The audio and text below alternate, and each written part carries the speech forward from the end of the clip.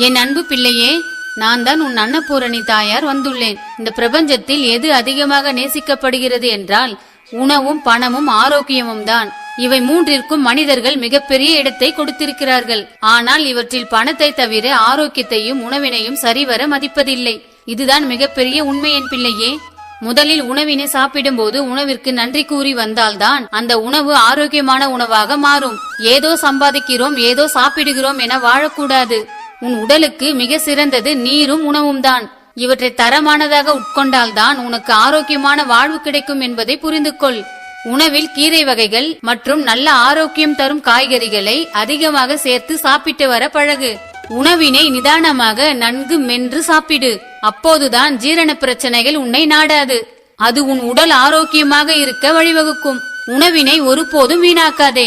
அப்படி செய்தால்தான் உனக்கு அடுத்த வேளை உணவு தடையின்றி கிடைக்கும் என் பிள்ளையே. உணவினை சமைக்கும் போது மிகவும் மன விருப்பத்தோடு சமைத்து வர பழகிக்கொள். அப்போதுதான் அந்த உணவு மிகவும் சுவையானதாகவும் தரமானதாகவும் உனக்கு பாதுகாப்பான உணவாகவும் மாறும் என் பிள்ளையே. உன் சமையல் அறையினை நீ எப்போதும் தூய்மையாக வைத்திருக்க பழகினாலே நான் உன்னிடத்தில் பண வசியத்தையும் உன் மன திருப்தியான உணவினையும் வழங்கிக் கொண்டே இருப்பேன். சமைக்கும் அரிசியினை வீணாக்காமல் பார்த்துக்கொள். அதன் பின் தானியங்களை பூச்சியிடம் கொடுக்காமல் சமைத்து வர பழகு. தானியங்களை கவனிக்காமல் விட்டால் பூச்சிகள் நிறைய வந்து தானியங்களை வீணாக்கி விடுவதோடு உன் ஆரோக்கியத்தையும் கெடுத்துவிடும். அதனால் தானியங்களை சரியாக பாதுகாத்து பயன்படுத்திக் கொள். அப்போதுதான் வீட்டில் தானியங்கள் தட்டுப்பாடு இல்லாமல் சேர்ந்து கொண்டே இருக்கும்.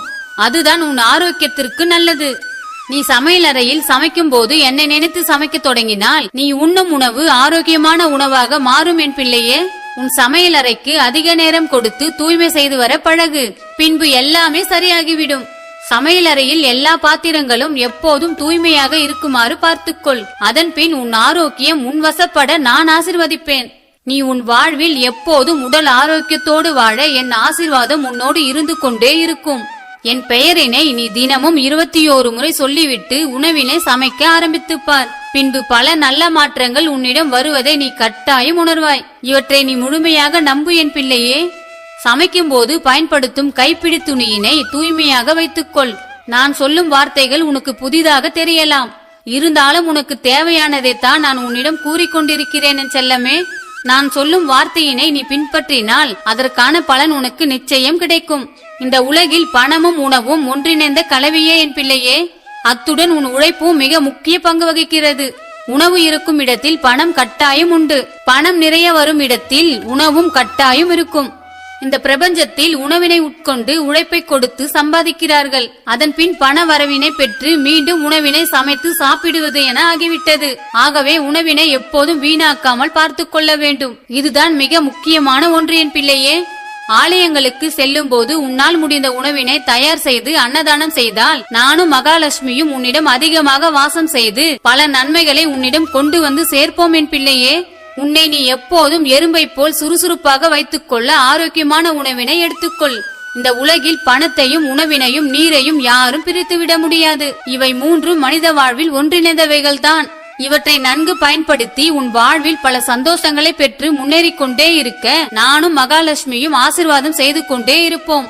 அதற்கு நீ எங்கள் மீது பக்தியினை செலுத்தி பல நல்ல பலன்களை பெற்றுக்கொள் என் செல்லமே. உன் அனுபவம் தான் உன் வாழ்க்கையை மெதுவாக கற்றுக் கொடுக்கும். வாழ்க்கையில் உன்னை விட சிறப்பாக பலர் வாழலாம். ஆனால் உன் வாழ்க்கையை உன்னை விட சிறப்பாக யாராலும் வாழ்ந்துவிட முடியாது. உன் வாழ்வில் பல மாற்றங்களை நீ ஏற்படுத்த முடியும். ஆனால் உன்னை சுற்றியுள்ள சில மனிதர்களை நீ ஒரு நாளும் மாற்ற முடியாது. நடப்பதெல்லாம் நன்மைக்கே என்று அமைதியாக இரு. காலம் ஒரு நாள் உன்னை உயர்த்தும் என் பிள்ளையே. நன்றி இல்லாத மனிதர்களிடத்தில் நன்றியை எதிர்பார்க்காதே. நீ எப்போதும் நீயாக இரு. அதுதான் உனக்கு நல்லது. எல்லாம் நன்மைக்கே என்பது கூட ஒரு விதமான மன நிம்மதிதான் என் செல்லமே. பேசுவது ஒரு திறமை, பேசாமல் இருப்பது மிக பெரிய திறமை என புரிந்து தேவையில்லாதவைகளை பேசாமல் இரு. அதுதான் உன் வாழ்வில் பல சந்தோஷங்களை கொண்டு வரும். சரியாகத்தான் பேசுகிறாயா என்பதை விட சரியானவர்களிடம்தான் பேசுகிறாயா என ஆராய்ந்து பேசு. உன்னை படைத்த தெய்வம் உனக்கு கொடுக்க நினைத்து விட்டால் அதை தடுக்க யாரும் இல்லை என்பதை புரிந்து கொள். வாழ்வில் யாரும் உனக்கு கஷ்டத்தை கொடுப்பதில்லை. உன் எண்ணங்கள் தான் உனக்கு கஷ்டத்தை கொடுக்கிறது. நிம்மதியாக இருக்கிறேன் என யாராலும் எளிதில் சொல்லவே முடியாது. வாழ்க்கை அவ்வளவு எளிதில் நிம்மதியை யாருக்கும் கொடுப்பதில்லை. ஆனால் உனக்கு அப்படி இல்லாமல் உனக்கான நிம்மதியான வாழ்வை நான் கட்டாயம் கொடுத்தே தீருவேன். மற்றவர்கள் அசந்து போகும்படி வாழ்வதல்ல வாழ்க்கை. நீ ஆசைப்பட்டது போல அமைதியாகவும் நிம்மதியாகவும் மகிழ்ச்சியாகவும் வாழ்வதே நல்ல வாழ்க்கை. இவற்றையெல்லாம் நீ உன் பக்தியின் மூலம் தெய்வ சக்தியினை உணரும்போதுதான் உன்னிடம் கிடைக்கும் என் பிள்ளையே.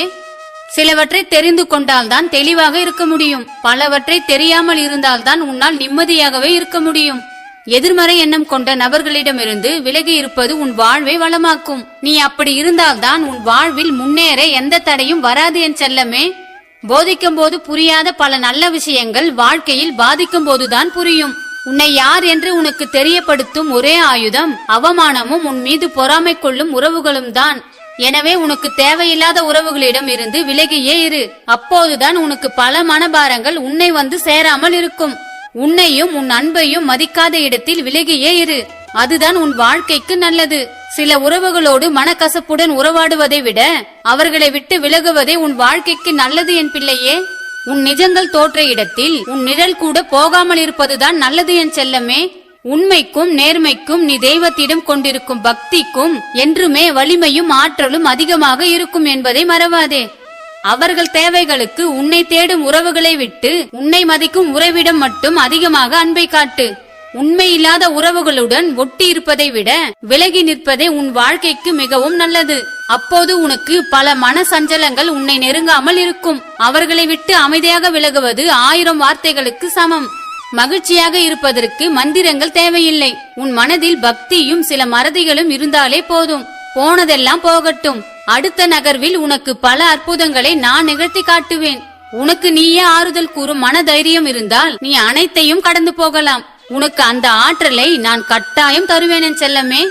இந்த பிரபஞ்சத்தில் நீ எதை தேடிக்கொண்டு இருக்கிறாயோ அதுவும் உன்னை தேடிக்கொண்டு இருக்கிறது என தெரிந்து கொள். அது உனக்கு தேவையான நேரத்தில் கட்டாயம் உன்னிடம் வர நான் அருள் புரிவேன். எதையும் தனியாக நின்று எதிர்க்க கற்றுக்கொள். அப்போதுதான் உன்னுடைய பலம் என்ன என்று உனக்கே தெரியும். என் ஆசிர்வாதம் உனக்கு எப்போதும் பக்க பலமாக உண்டு என் பிள்ளையே. நீ தனிமையில் யாரிடமும் பேசாமல் இருப்பதும் ஒரு தியான நிலைதான் என் செல்லமே. அப்போது உனக்கே தெரியாமல் உன் உணர்வுகள் என்னிடம் பேசிக்கொண்டேதான் இருக்கிறது. அது எனக்கு மட்டும்தான் தெரியும். ஒழுக்கத்தோடு வாழும் மனிதர்களே உலகில் வாழும் உண்மையான தெய்வங்கள். ஒழுக்கமே உயிரின் அமுதம் என் செல்லமே. நடந்து முடிந்த எதையும் ஒருபோதும் கவனிக்காதே. இப்போது எதை செய்து முடிக்க வேண்டும் என்பதில் மட்டும் கவனமாக இரு.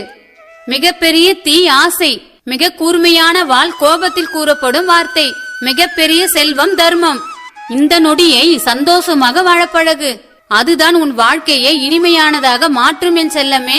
கலகம் செய்ய விரும்புவோர் ஒரு நாள் அதிக துன்பம் அடைவார்கள் என்பதை அறிவதில்லை. இதனை அறிந்தவர்கள் கலகம் செய்வதில்லை. இதுதான் மிகப்பெரிய மற்றும் பலருக்கும் புரியாத உண்மை. உன் எண்ணங்கள் யாவும் பிறருக்கு எந்த வகையிலும் துன்பம் தருவதாக இருக்கக்கூடாது. பிறருக்கு நன்மையையும் ஆறுதலையும் தரக்கூடியதாக இருக்க வேண்டும். அதுதான் உன் வளமான வாழ்க்கைக்கு நல்லது. உனக்கு பிரபஞ்சம் என்ன உணர்த்துகிறது என்றால் 1000 உறவுகள் துணை இருந்தாலும் வாழ்வை தனியாகத்தான் எதிர்கொள்ள வேண்டும்.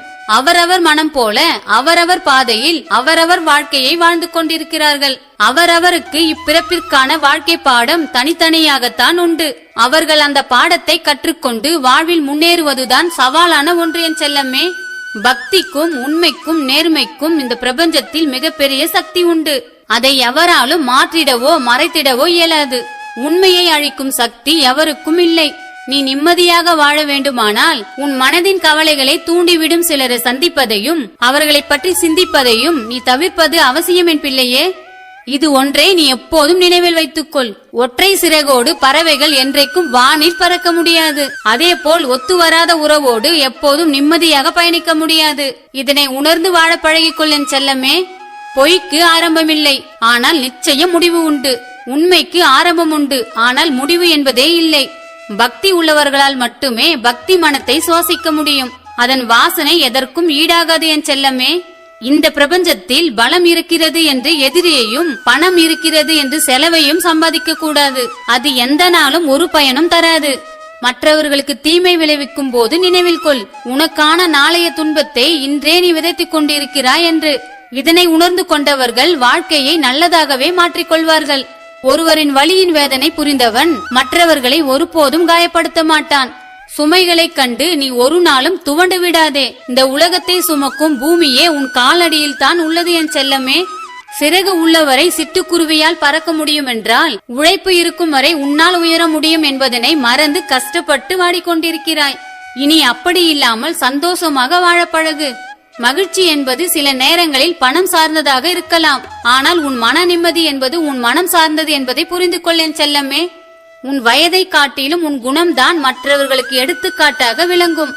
உலகில் ஒருவனுக்கு கிடைக்கும் உயர்ந்த வரம் திருப்தியான மனம் கிடைப்பதே ஆகும்.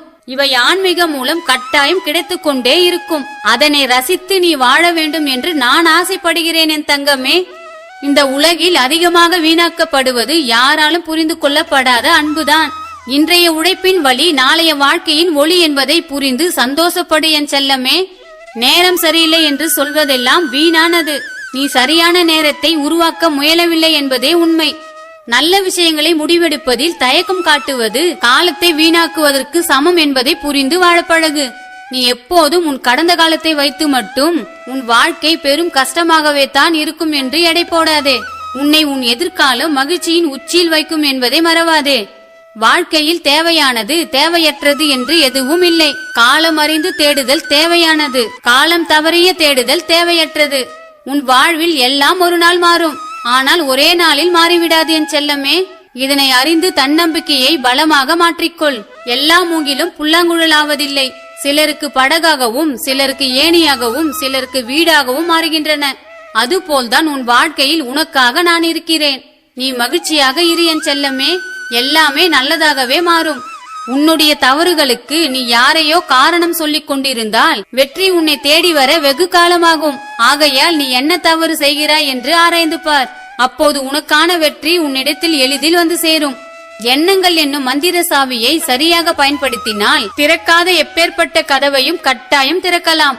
என்றும் நம்பிக்கையோடு வாழப்பழகு. அதுதான் உன் வாழ்க்கைக்கு நல்லது. தவறு ஏற்படாத வாழ்வு எதுவும் இல்லை. தவறை உணர்ந்து திருத்த முற்படுவதில் தான் முன்னேற்றம் இருக்கிறது. உன் தோல்விக்கு பலர் காரணமாக இருக்கலாம், ஆனால் உன் வெற்றிக்கு உன் தோல்விகள் தான் காரணமாக இருக்கும் என்பதை மறந்து விடாதே என் செல்லமே. எதிர்க்கும் ஆற்றல் இருந்தாலும் பிறரது பிழைகளை பொறுத்து மன்னிப்பவனே இந்த உலகில் சிறந்த மனிதன். அனைத்திற்கும் காரணம் தேடிக்கொண்டிருந்தால் வாழ்க்கையை ரசிக்க முடியாது என்பதை மறவாதே. எல்லாம் நன்மைக்கே என்ற வார்த்தை எதையும் கடந்து செல்ல வைக்கும். ஏதோ ஒன்றுக்காக காலம் உன்னை காக்க வைத்துக் கொண்டுதான் இருக்கிறது. அது நல்ல விஷயங்களை சிறப்பாக அமைத்து தந்தே தீரும். அதனை நான் உனக்கு கொடுத்தே தீருவேன். வழிகளை கடந்து வந்துதான் வானில் சிறகடித்து பறக்கிறது வண்ணத்து பூச்சி. அதுபோல் நீயும் பல சோதனைகளை கடந்து வந்தால்தான் வாழ்வில் முன்னேற்றம் அடைய முடியும் என் பிள்ளையே. ஆசைக்காக வாழ்வதை விட பக்திக்காக வாழ்ந்து பார். செல்வ செழிப்பான வாழ்க்கை உன்னை தேடி வர நான் வழிவகுப்பேன். வாழ்க்கையை மகிழ்ச்சியாக வாழ மகிழ்ச்சி என்னும் அச்சய பாத்திரத்தை நான் உனக்கு கொடுத்தே தீருவேன். அதனை உன் பக்தியின் மூலம் பெற்றுக்கொண்டு வாழ்வை சிறப்பாக மாற்றிக்கொள் என் செல்லமே. பயன்படுத்தாத நிலம் எவ்வளவுதான் வளம் உள்ளதாயினும் பலன் தராது. அதேபோல் பக்தி இல்லாத மனம் கொண்டவர்கள் எந்த மகிழ்ச்சியையும் திருப்தியாக அனுபவிக்கவே மாட்டார்கள். மலை போல் அறிவு இருந்தாலும் பொறுமைக்கு ஈடாகாது. கடல் போல் பணம் இருந்தாலும் அன்புக்கு ஈடாகாது. பக்தியில் உள்ளவர்கள் மன்னிப்பு கேட்க தெரிந்தவர்கள். மன்னிப்பு கேட்க தெரிந்தவன் மனம் திருந்தி வாழ்வான். மன்னிப்பு கொடுக்க தெரிந்தவன் மனம் மகிழ்ந்து வாழ்வான். பாராட்டுக்கு நாவின் ஈரம் மட்டும் போதாது, மனதின் ஈரமும் கட்டாயம் வேண்டும் என் பிள்ளையே. நேற்றைய சருகு நாளைய உரம். அதுபோல் இன்றைய பக்தி உன்னுடைய நாளைய மகிழ்ச்சி புதையல் என்பதை நினைவில் வைத்துக்கொள். பக்தியில் ஈடுபடாத நபரின் வாழ்க்கை முழுவதும் துன்பம்தான். அதுவே பக்தியினையும் தெய்வத்தினையும் நேசிக்க தெரிந்த நபர்களின் வாழ்க்கை முழுவதும் இனிமையாகத்தான் இருக்கும். உன்னை பற்றி பின்னால் பேசுபவர்கள் புகழ்ந்து பேசினால் என்ன, இகழ்ந்து பேசினால் என்ன, எதையும் உன் காதில் வாங்காமல் அடுத்த அடி எடுத்து வைத்து முன்னேறிக் கொண்டே இரு. உனக்கு துணையாக நான் எப்போதும் உன் கூடவே வருவேன். மனதில் முழுக்க வலியோடு இருந்தாலும் எதுவுமே நடக்காதது போல சிரித்து சமாளிக்கும் குணம் கொண்டவர்கள்தான் உண்மையாகவே என் மீது பக்தி கொண்டவர்கள்.